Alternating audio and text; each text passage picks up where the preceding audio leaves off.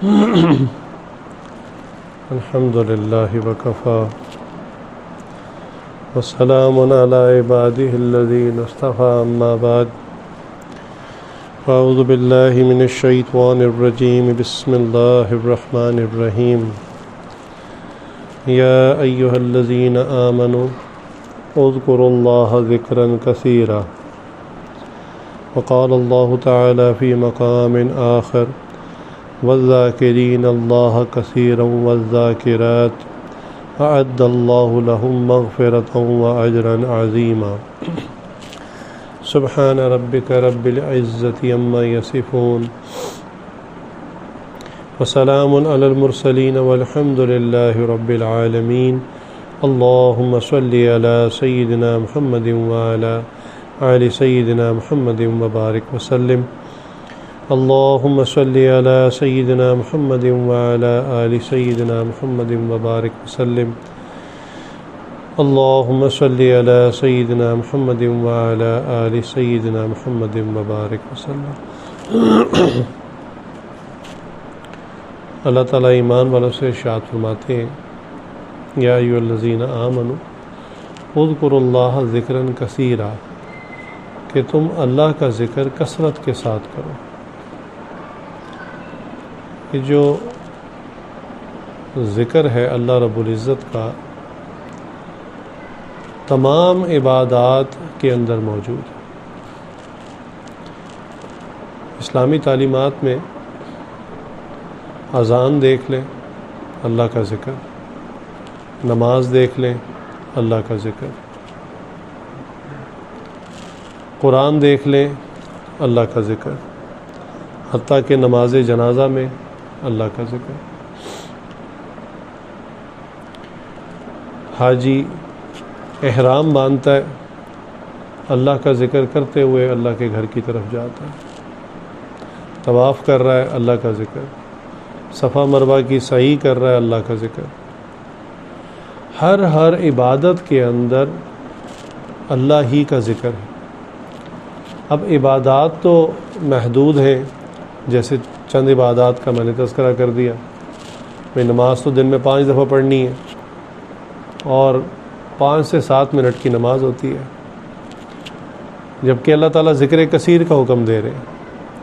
تو اگر ہم ذکر کثیر کے حکم کو دیکھیں اور 24 گھنٹے میں نماز کے وقت کو دیکھیں تو وہ تو 5-7 منٹ بنتے ہیں، وہ بھی ٹکڑوں میں، فجر کا وقت، ظہر کا، عصر کا، مغرب کا، عشاء کا۔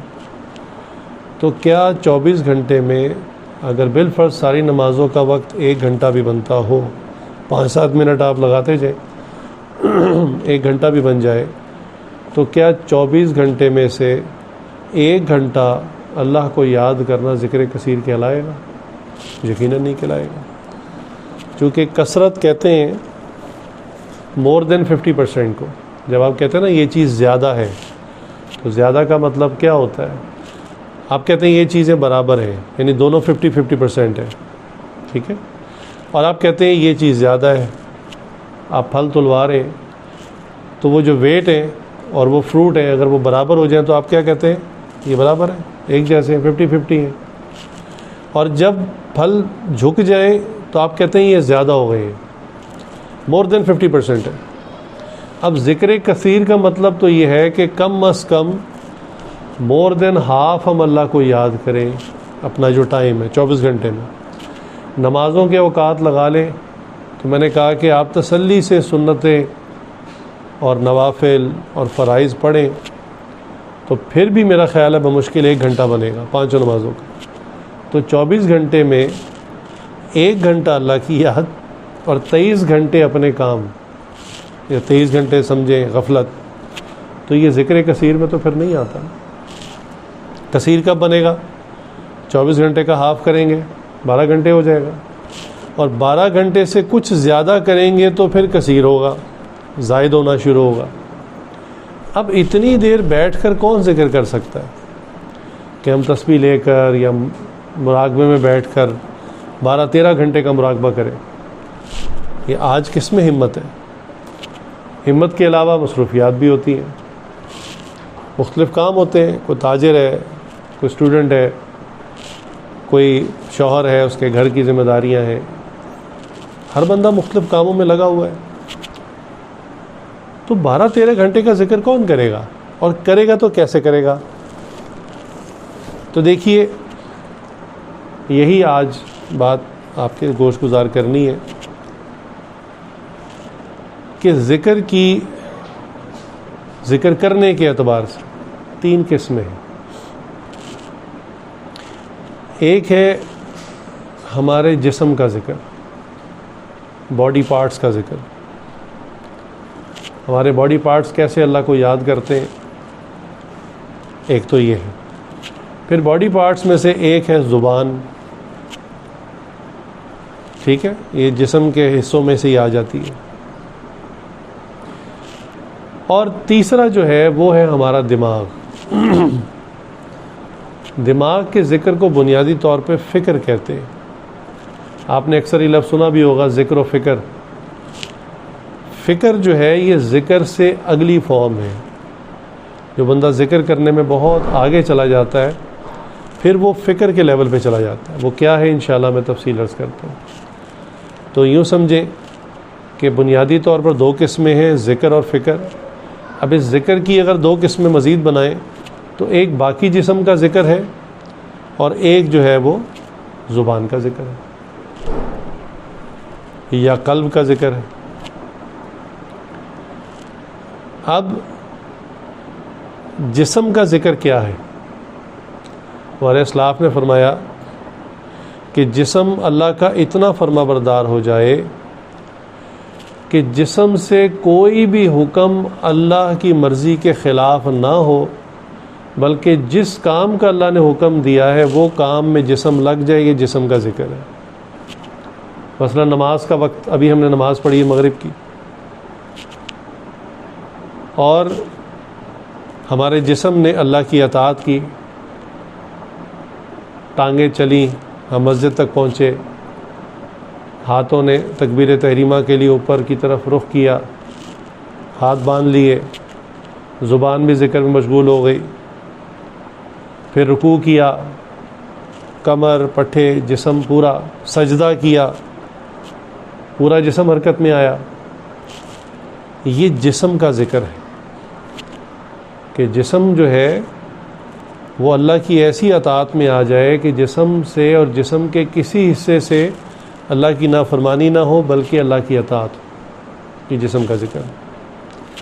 اب زبان جسم ہی کے اندر کا ایک حصہ ہے، تاہم زبان کا جو ذکر ہے اس کو ذکر لسانی کہہ دیا جاتا ہے کہ زبان سے ذکر، جیسے ہم زبان سے پڑھتے ہیں لا الہ الا اللہ یا اللہ اللہ، یا ہم دروشی پڑھتے ہیں، یا ہم قرآن کریم پڑھتے ہیں، یا اٹھتے بیٹھتے ہم اللہ کا ذکر کیسے کرتے ہیں۔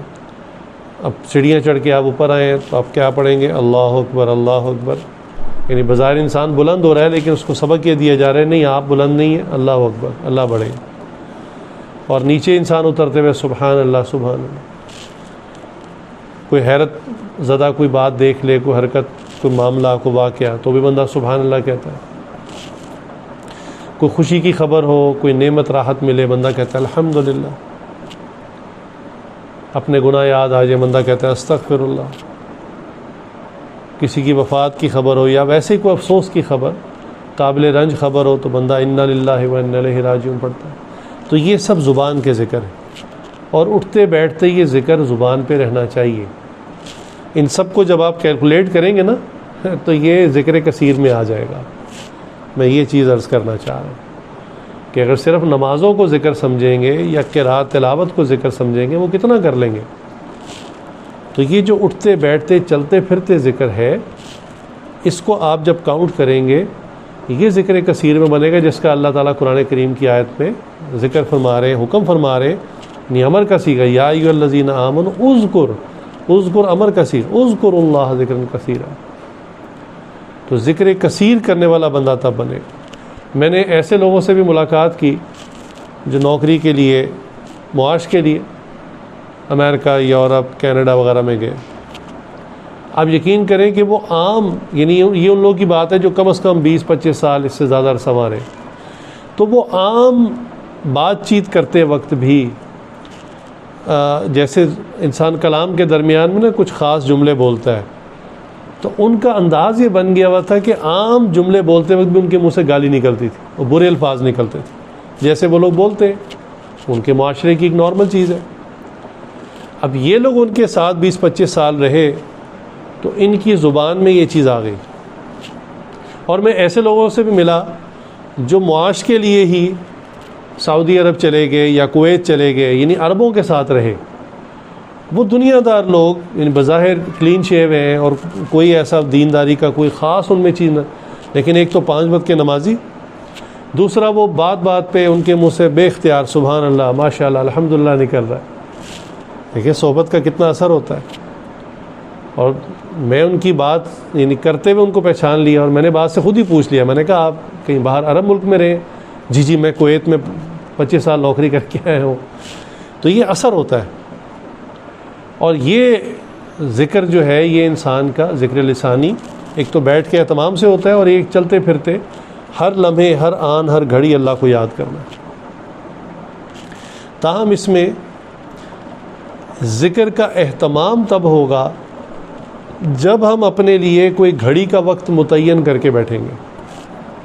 چلتے پھرتے بھی کرتے رہے، لیکن صرف چلنے پھرنے والے ذکر پر اکتفا نہ کریں، بلکہ ٹائم نکال کر، خاص طور سے وقت نکال کر طے کر کے اس کو لاک کر لیں۔ اچھا اللہ کو اہمیت ہم نے کیا دی؟ فجر میں اٹھے ذکر کر، نہیں چلو میں ظہر کی نماز کے بعد کر لوں، ظہر کا وقت آ گیا اب بس ابھی تو مصروفیت ہے، عصر کے بعد تو پکا میں ذکر کر لوں، عصر کا وقت آیا اب مغرب کے بعد تو نفل بھی پڑھنے ہیں، میں نے اذکار بھی کرنے، اور عشاء میں نیند آ گئی اور سو گئی۔ یعنی باقی کاموں کو ہم نے اہمیت دی، پرائرٹی دی، اور جو اللہ کی یاد کا وقت تھا اس کو ہم آگے دھکیلتے رہے۔ پھر یہ نہیں پھر ایک دن گزرا، پھر 2 دن گزرے، ہفتہ گزرا، 3 ہفتے، مہینہ، 6 مہینے، سال گزر گئے، اور سالوں گزر گئے اللہ کو یاد نہیں کیا۔ یعنی اتنی بھی توفیق نہیں ہوئی کہ ایک تسبیح، 100 دانے کی تسبیح ہوتی ہے، کہ ایک تسبیح اللہ کی نکال لیں۔ اس کی وجہ وہی ہوتی ہے کہ اگر ہم ذکر کے ٹائم کو لاک نہیں کریں گے، اہتمام نہیں رکھیں گے، تو وہی ہوگا کہ باقی کام سارے زندگی کے ہو جائیں گے، ان کو ہم اہمیت دیں گے اور ذکر اللہ کو اہمیت نہیں دیں گے۔ میرے شیخ حضرت ڈاکٹر صاحب رحمۃ اللہ علیہ، ان کا یہ کئی سال معمول رہا، کئی سال، لیکن یہ ابتدا کا معمول تھا، بعد میں وہ فکر والی سٹیٹ پہ آ گئے جو میں نے کہا زیادہ افضل ہے، وہ میں بعد میں بیان کرتا ہوں انشاءاللہ۔ لیکن شروع میں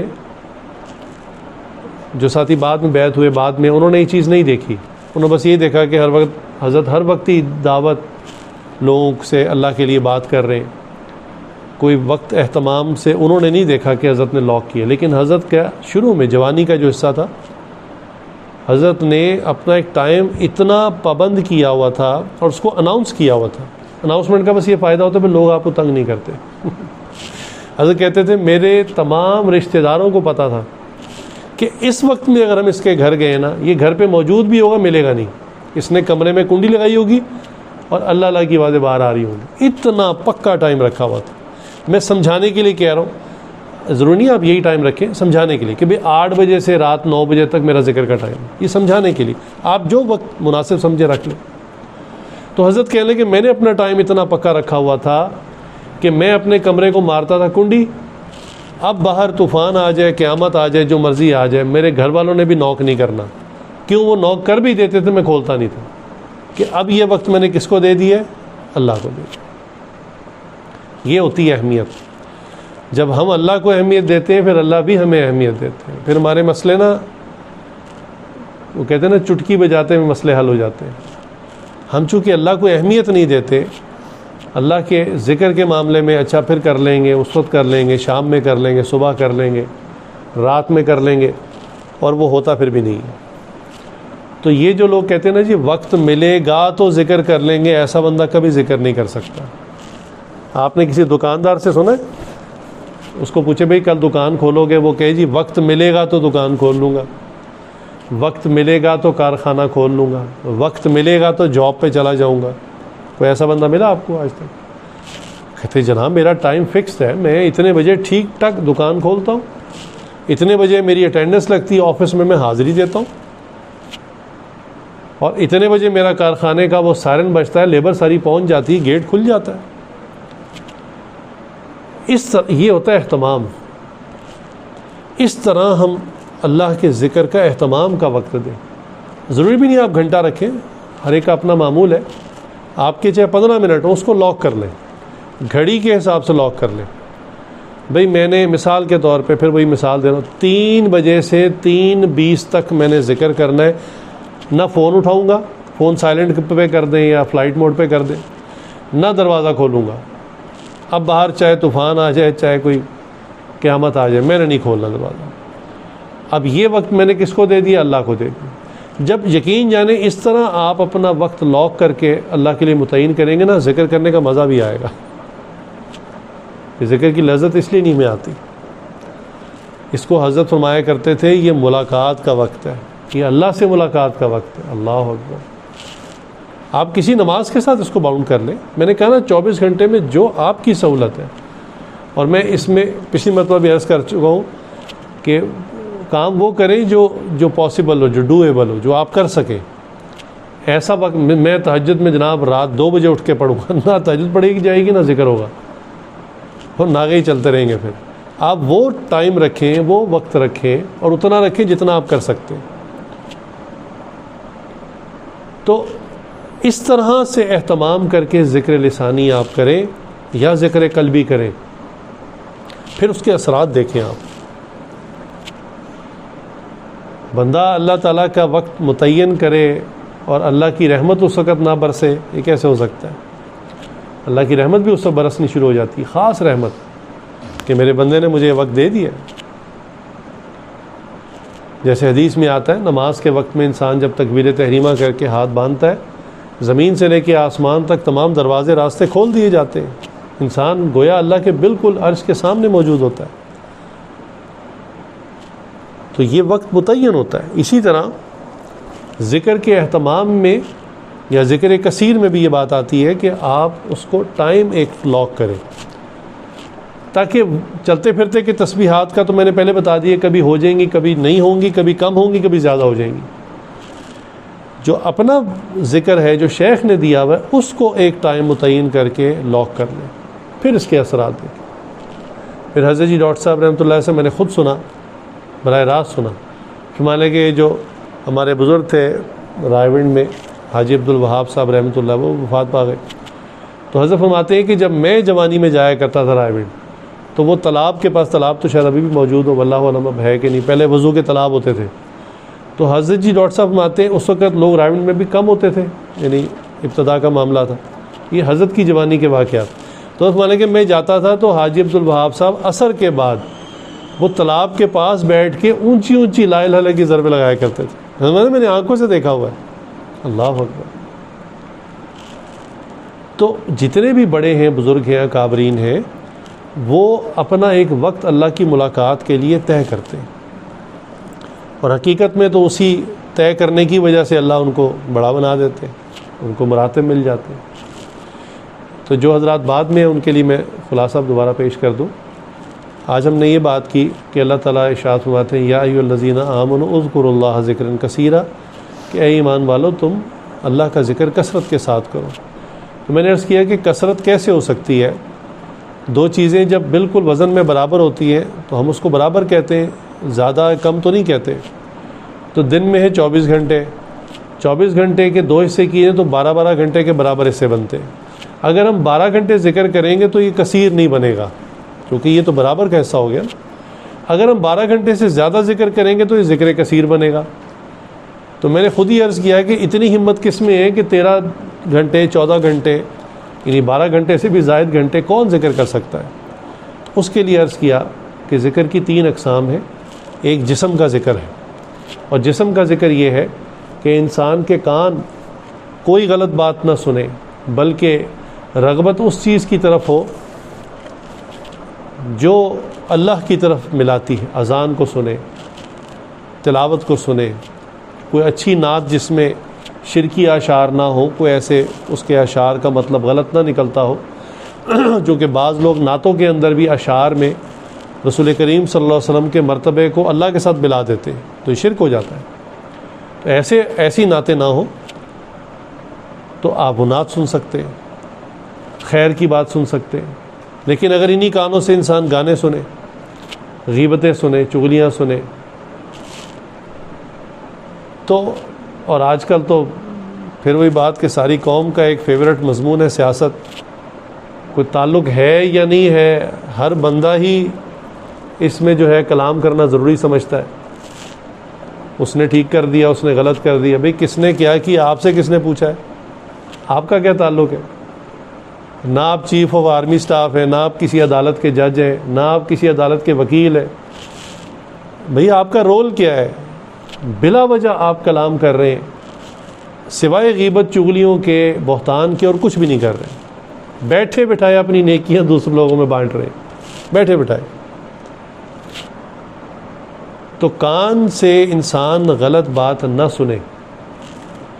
اب اس میں بھی پھر چونکہ ضمناً بات آ رہی ہے کہ کانوں سے بعض اوقات انسان بازار میں گزرتا ہے، ایسی جگہ پہ گزرتا ہے، سواری میں بیٹھا ہوتا ہے، لوکل کسی بس میں، اب گانے لگے میں ایسی چیز، تو اس میں انسان کیا کر سکتا ہے؟ بعض کا انسان بے بس ہو جاتا ہے۔ تو دیکھیں، اگر دل کی رغبت اس طرف نہیں ہے، آپ نہیں چاہتے، آپ کو تو کوفت ہو رہی ہے کہ کیوں لگایا اس نے، بند کر دے، تو آپ کو گناہ نہیں ہے۔ لیکن جب رغبت ہوگی نا، توجہ ادھر ہوگی، تو پھر انسان سمجھے اس میں انوالو ہو گیا۔ اسی طرح نظروں کا معاملہ کہ بھی نظر پڑی، اللہ نے جس چیز سے منع کیا، آپ بالکل فوراً اس کو ہٹا لیں، اللہ کی طرف سے معافی ہے۔ لیکن اگر اس کو آپ دیکھتے چلے جائیں تو یہ انوالو ہونے والی بات ہوگی۔ اسی طرح زبان کا معاملہ، تو زبان سے تو انسان اللہ کو یاد کرے، دروشی پڑھے، تلاوت قرآن کرے، خیر کی بات کرے، لوگوں کی دلجوئی کرے، تو یہ جسم کا ذکر ہے۔ ٹانگیں جو ہیں وہ اللہ کے حکم کی طرف بڑھیں، مسجد کی طرف جائیں، گناہ کی طرف نہ جائیں، ہاتھ نیکی کی طرف بڑھیں، گناہوں کی طرف نہ جائیں، یہ جسم کا ذکر ہے۔ اور جسم میں ہی زبان ہے اور یا قلب ہے۔ ابھی میں نے ذکر لسانی کا ذکر کیا، زبان کے ذکر کا تذکرہ کیا، اس کے لیے اہتمام سے وقت نکالیں۔ اسی طرح ذکر قلبی ہے، جس کو ہم عام طور پر مراقبہ کہتے ہیں۔ اللہ تعالیٰ قرآن کریم میں ارشاد فرماتے ہیں وَاذْكُرْ رَبَّكَ فِي نَفْسِكَ، کہ ذکر کر اپنے رب کے نام کا اپنے جی میں، ای فی قلبک، یعنی اپنے قلب میں ذکر کرو، اللہ کو یاد کرو، تو یہ ذکر قلبی ہے۔ اب ذکر قلبی جو مراقبہ ہے، اس کے لیے بھی آپ وقت نکالیں۔ ایک تو ہے نا کہ ٹھیک ہے، جب بھی انسان کو وقت ملے، کہیں بھی فارغ بیٹھا ہے، تو بجائے ادھر ادھر کی باتوں میں لگنے اور غیبتوں، چغلیوں اور گناہوں میں ملوث ہونے کے بجائے انسان اللہ کی طرف متوجہ ہو جائے، وہ مراقبہ شروع کر دے، چاہے آپ کے پاس چند سیکنڈ ہو۔ مثال کے طور پہ کوئی شخص بس اسٹاپ پہ بیٹھا ہوا ہے اور بس کا انتظار کر رہا ہے، بالفرض بس 2 ڈھائی 3 منٹ میں آنے والی، تو اتنی دیر آپ مراقبہ کر لیں۔ پھر آپ بس میں بیٹھ گئے تو آپ بس میں بیٹھ کر مراقبہ کرتے رہیں۔ تو ذکر کرنا، ذکر کثیر کرنا، یہ کوئی مشکل کام نہیں ہے۔ جب ہم نیت کریں گے نا، تو سارے دن میں ہمیں کئی ایسی پاکٹس مل جائیں گی، سلاٹس مل جائیں گی، جن میں ہم اللہ کا ذکر کر لیں گے۔ اور جن کا دھیان نہیں ہوتا، ان کو گھنٹوں فراغت کے ملتے ہیں اور وہ اس کو ضائع کر دیتے ہیں۔ فیس بک کھول لیا، فلاں چیز کھول لی اور گھنٹوں ضائع کر دی بغیر وجہ کے۔ بندہ پوچھے آپ نے 2-3 گھنٹے موبائل کے ساتھ لگایا، آپ نے کیا سیکھا، کیا ملا آپ کو؟ نہ دنیا کا کچھ ملا، نہ آخرت کا ملا، خام خواہ کے تماشے دیکھتے رہے اور وقت بھی ضائع کر لیا۔ تو انسان اگر تھوڑا سا دھیان توجہ کرے کہ میں نے ذکر کثیر کرنا ہے، تو سارا دن میں کئی آپ کو ٹائم سلاٹس مل جائیں گی، جس میں آپ کسی میں 1.5 منٹ، کسی میں 5 منٹ، کہیں آدھا گھنٹہ، کہیں 15 منٹ، تو یہ ملا کر آپ کے ذکر کثیر بن جائے گا۔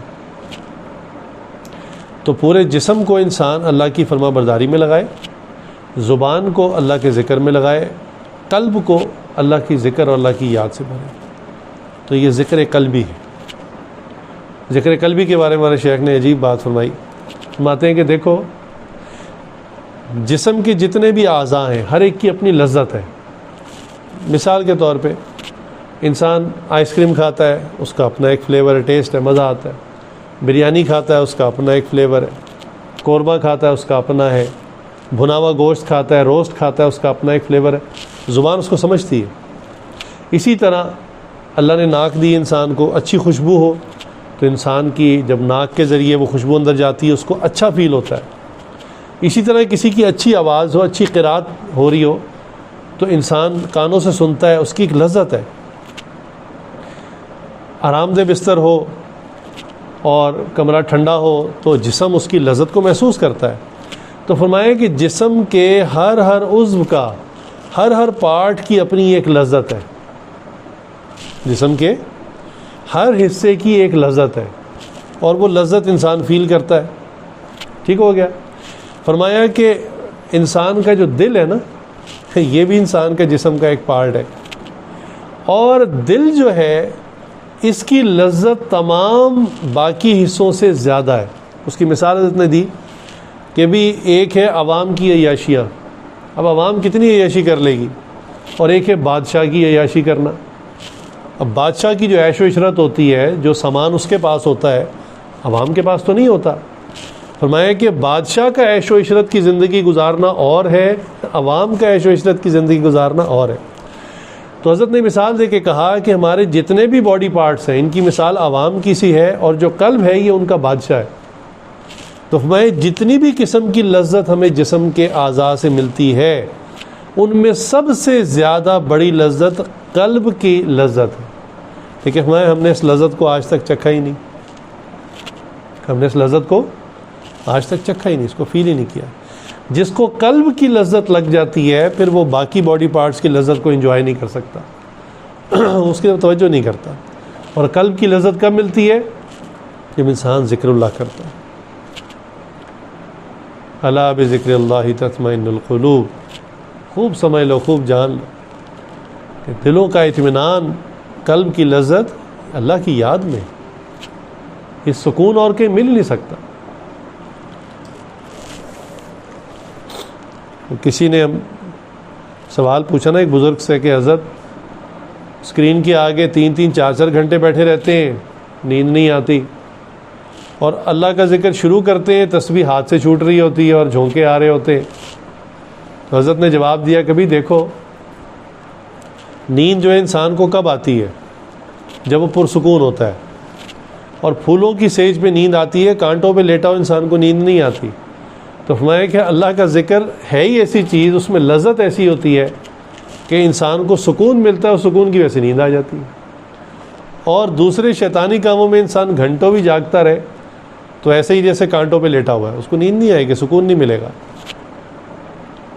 لہٰذا یہ جو قلب کا ذکر ہے یہ تمام لذات کا بادشاہ ہے۔ چنانچہ قرآن کریم کی ایک آیت ہے،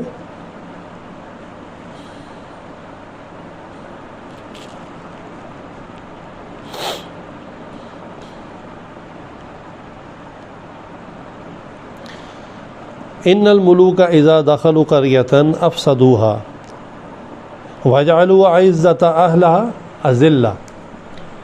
یہ ایک ملکہ نے اپنے وزیروں سے مشورہ کیا کہ ہم اگر سلمان اسلام سے جنگ کریں تو آپ کا کیا مشورہ ہے؟ جیسے اپنے M N A M P A's ہوتے ہیں ان کے ساتھ پارلیمنٹ میں انسان مشاورت کرتا ہے، آپ کی کیا رائے ہے، ہم جنگ کر لیں؟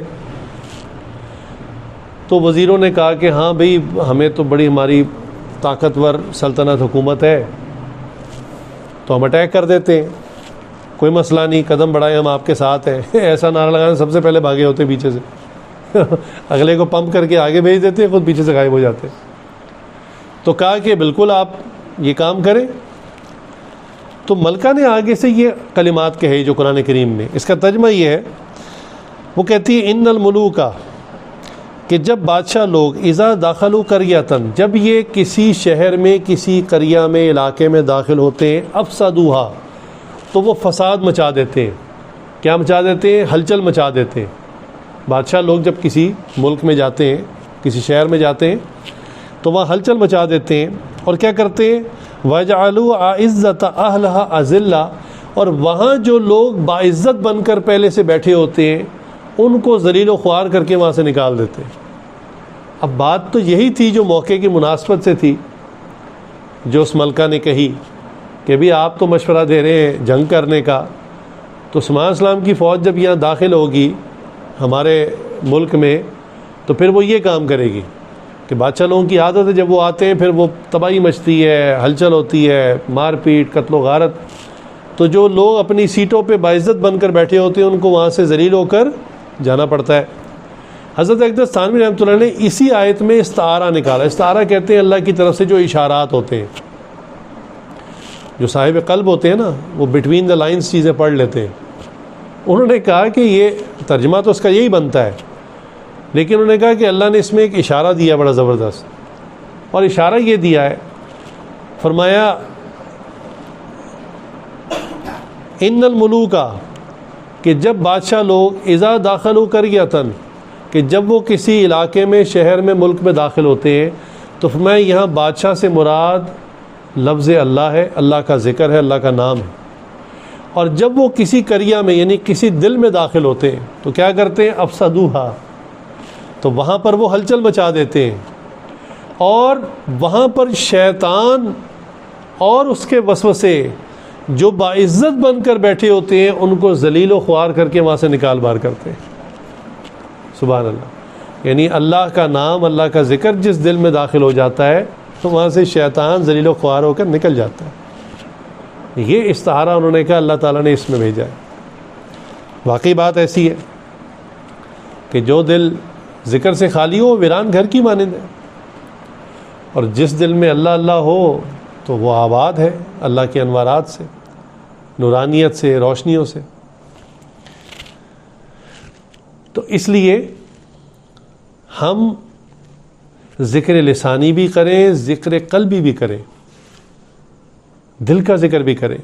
تو یہ دل کے ذکر کی جو لذت ہے نا، میں عرض کر رہا تھا کہ ہم نے ابھی چکھی نہیں. اور تیسری قسم جو میں نے آپ کو شروع میں بیان کی وہ ہے فکر. جب ذکر کرتے کرتے کرتے کرتے اللہ سے ایک خاص نوعیت کا تعلق بن جاتا ہے پھر انسان فکر کی طرف منتقل ہو جاتا ہے. فکر کیا؟ وہی چیز جو ذکر کا مقصود تھی کہ ذکر انسان کیوں کرتا ہے بھئی، 1 گھنٹہ 2 گھنٹہ 4 گھنٹہ ذکر کیوں کرنا ہے؟ کہ ہماری توجہ اللہ کی طرف ہو جائے، ہمارا دھیان اللہ کی طرف ہو جائے. تو اللہ کے ولی ہوتے ہیں، ان کو ذکر کرنے کی کثرت کی وجہ سے ایک مقام ایسا مل جاتا ہے کہ وہ فکر کے اندر ٹرانسفارم ہو جاتی. پھر کیا ہوتا ہے کہ وہ ہر وقت تسبیح لے کے تو نہیں بیٹھے ہوتے، نہ پھر رہے ہوتے، لیکن ان کی سوچ ایسی بن جاتی ہے کہ اٹھتے بیٹھتے چلتے پھرتے کھاتے پیتے ہر وقت ان کی سوچ اللہ کے ساتھ ہی ملی ہوتی. ان کو اور خیالات ہی کوئی نہیں آ رہے ہوتے. ہر چیز میں آخرت کی سوچ، ہر چیز میں اللہ کی طرف اشارہ کہ یہ من جانب اللہ ہوا. کوئی حادثہ ہو جائے تو وہ کہتے ہیں بھی من جانب اللہ ہے، کوئی فائدہ ہو جائے کہتے ہیں یہ بھی من جانب اللہ ہے، کوئی بیمار ہو جائے تو کہتے ہیں من جانب اللہ ہے، شفا ہو جائے کہتے ہیں من جانب اللہ ہے. ان کی فکر ایسی ہو جاتی ہے کہ ہر کام کو وہ اللہ سے منسوب کرنا شروع کرتے ہیں. ان کا دل گواہی دیتا ہے. ہمارے حضرت منع فرماتے ہیں جب کبھی بھی کوئی معاملہ زندگی میں بعض لوگوں کے ساتھ اچانک کوئی واقعہ ہو جائے تو وہ کیا کرتے ہیں؟ اچانک ایسے ہو گیا یا اتفاقاً ایسے ہو گیا. فرماتے ہیں ایسا کبھی نہ کہو کہ من جانب اللہ ایسے ہو گیا. اچانک اور اتفاقاً کیا ہوتا ہے؟ یہ تو کافر لوگوں کے جملے. مسلمان کا تو یقین ہے کہ ہر کام من جانب اللہ ہوتا ہے، ہر امر اللہ کی طرف سے. اور میں نے کہا نا جو فکر والے ہوتے ہیں ان کی سوچ کہاں تک چلی جاتی ہے. اللہ رابعہ بصریہ اللہ کی ایک ولیہ گزری ہیں، کسی نے ان کو دعوت پہ بلایا تو وہ دعوت کھانے کے لیے گئیں تو سامنے انہوں نے بھنا ہوا گوشت رکھا، آگ کے اوپر گوشت کو جس طرح باربیکیو کرتے ہیں بھنا ہوا گوشت رکھا. تو انہوں نے اس کو دیکھا اور رونا شروع کر دیا. اب میزبان جو ہے وہ پریشان ہو گئے گھر والے کہ کیا ہوا. انہوں نے کہا خیریت ہے، کیا ہوا؟ تو کہنے لگی، اب ان کی سوچ دیکھے، فکر چونکہ ہر وقت آخرت کی طرف اللہ کی طرف تھی، دعوت کھانے آئی ہیں، بھنا ہوا گوشت سامنے آیا ہے، لیکن رونا شروع ہو گئی اور کہنے لگی کہ یہ جانور کتنا خوش نصیب ہے کہ اس کو آگ پر بھوننے سے پہلے ذبح کیا گیا، اور جب اس کی روح پرواز کر گئی یعنی یہ مر گیا تب اس کے گوشت کو آگ پہ بھونا گیا. جو بندہ اللہ کی نافرمانی کرے گا اللہ اس کو زندہ آگ کے اوپر بھون دے گا. اللہ کیسی فکر, ہر بات میں آخرت کی طرف دھیان. اللہ حضرت عمر رضی اللہ عنہ نے خادم سے پانی مانگا تو انہوں نے آگے سے شربت دے دیا, تو عمر رضی اللہ عنہ نے رونا شروع کر دی شربت کو دیکھ کے. اللہ اتنا روئے کہ آنسو بہنے شروع ہو گئے. کہا کہ حضرت کیا ہوا؟ تو کہنے لگے میں نے پانی مانگا تھا, آگے سے شربت مل گیا, تو مجھے قرآن کی آیت یاد آ گئی جس میں اللہ تعالیٰ فرماتے ہیں کہ ان لوگوں کا جو نیکیوں کا بدلہ ہے ان کو دنیا میں لوٹا دیا گیا.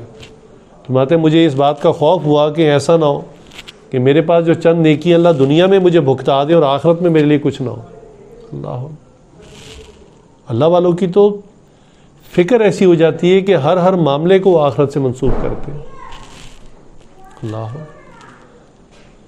تو یہ فکر جو ہے یہ انسان کی سوچ نفسیات ایسی بن جاتی ہے کہ وہ چلتے پھرتے ہر وقت اللہ کی طرف متوجہ ہوتا ہے. بس وہ سوچتا ہے کہ میں ہر وقت اللہ سے کنیکٹڈ ہوں. یہ لفظ آج کل بڑی جلدی سمجھ میں آتا ہے, کنیکٹڈ والا. اب کنیکشن بند ہے نا, اس لیے اب سب پریشان نظر آ رہے ہیں. تو جو فکر والا بندہ ہے نا وہ یہی سوچتا ہے کہ میں ہر وقت اللہ سے کنیکٹڈ ہوں, ہر وقت. چل وہ زمین پہ رہا ہوتا ہے لیکن اس کا دھیان اللہ کی طرف ہوتا ہے. یہ سمجھ لیں یہ ہر وقت کی نماز ہے.